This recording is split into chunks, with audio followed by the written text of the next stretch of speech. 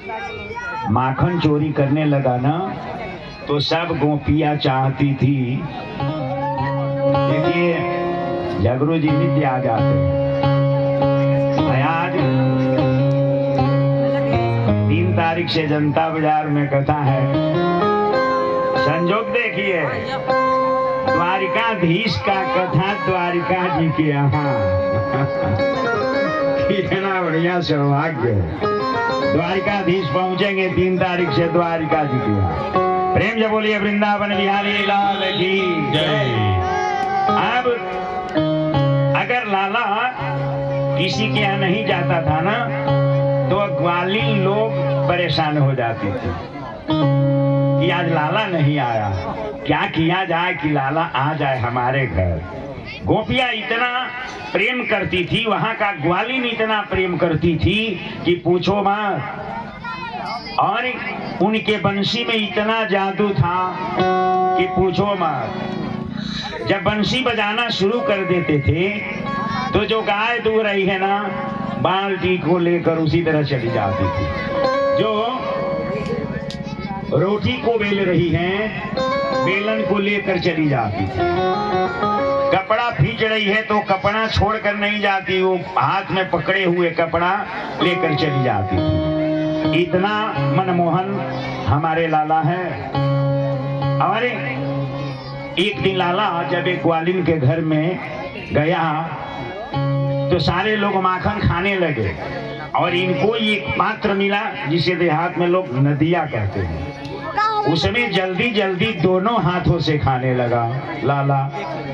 जब कृष्ण दोनों हाथों से खाने लगी तब तक वह ग्वालिन आई, सारे लोग भाग गए और इनका दोनों हाथ उस नदिये में फंस गया। हम निकल ही नहीं रहा, क्या करें, कैसे निकालें हाथ को। तब तक आकर पकड़ ली, कही कि आज मिले हो लाला, चलो अब इसी सहित लेकर जब चलूंगी यशोदा मैया के पास तब मानेंगे कि हाँ हमारा लड़का चोरी करता है। चलो पकड़ी उनको हाथ और लेकर आई। नंदरानी कहाँ हो, निकलो बाहर। आई क्या बात है, देखो अपने लाला को, आज इतना मौके पर पकड़ा गया, ये पात्र सहित पकड़ी हूँ इसको। वो कही अरे बहन हमारा लाला तो घर में सोया था। करते थे ना कृष्ण जी, घर में मैया सुला देते और कब उठ करके जंगले के तरफ से खिड़की की तरफ से निकल कर चले जाते थे और मैया जानती है कि लाला सोया है। उस दिन इसी तरह से हुआ। मैया कही लाला सोया है हमारा, तो ग्वालिन कही कि तो सोया है तो बुलाओ अपने लाला को। वो तो एकदम निश्चिंत है कि मैं पकड़ कर लाई हूँ। मैया जब कही कि ठीक है बुलाती हूँ ना, अरे लाला कहाँ हो, तो देखिए प्रभु को घर में से आंख मीचते हुए निकले। हाँ मैया बोलो क्या है। अब ग्वालिन आश्चर्य कि मैं जिसको पकड़ी हूँ वह भी लाला है। लाला के तरफ पकड़ी है, उसके पर तरफ ध्यान नहीं देती है, लेकिन वो जानती है जब मैं पकड़ कर लाई हूँ लाला को। और उधर देख रही है उधर लाला।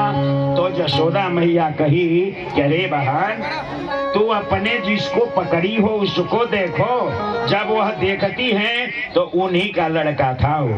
देखिए भगवान क्या नहीं कर सकते, उन्हीं का लड़का था। कही यशोदा बोलो अपने लड़का को दही खाते हुए पकड़ कर लाई हो और हमारे लाला को बदनाम करती हो। तब तक लाला कहता है जानती हो मैया ये ग्वालिन लोग इतना हमसे बलजोरी करती है ना कि गाय चराने जब जाता हूँ तो ये लोग पकड़ कर अपने घर में बुला लेती है और जबरदस्ती मुख में दही लगा देती है। मैया क्या करूं। यशोदा मैया बहुत डांटती है और लाला को कहती है लाला तू अगर ऐसा नहीं करता तो आज कोई उल्हन लेकर के नहीं आता, इसलिए लाला अब ये आदत छोड़ दो। एक दिन मैया अपने यहाँ दही मथ रही है और ये लाला जा करके बार बार मैया का साड़ी का पुल्लू खींच रहा है। मैया को पीस बना और उनको ओखल में बांधने लगी। भगवान कहे कि बांध लो जितना बांधना है। घर की सारी रस्सी लग गई, बंध नहीं पाए। मैया हैरान हो गई, इधर उधर दौड़ने लगी। तो लाला सोचा मैया परेशान हो गई है, तो पुत्र कहा यह काम नहीं कि माता पिता को कष्ट दें। वैष्णो देवी लोग जाते हैं दर्शन करने, दीपक जलाने, घर में अपनी माता रो रही है, तो वैष्णो देवी सुनेगी उसका बात? नहीं सुनेगी। पहले अपने माता पिता को बढ़िया से रखो तो सारे देवता और सारे देवी प्रसन्न हो जाएंगे, इसमें संशय नहीं है। अब भगवान उतना ही में बध गए और मैया माखन को मथने लगी। संजोग देखिए आखिर भगवान क्यों बध गए वो खल में? उनका कुछ उद्देश्य था। उद्देश्य क्या था कि जब वो खल को गिरा करके जब आगे बढ़े ना, तो वो खल जाकर के 2 पेड़ उनके दरवाजे के सामने था, उसमें फंस गया। आज और भगवान खींचे उसको तो दोनों पेड़ नीचे गिर गया और उसी पेड़ में से वो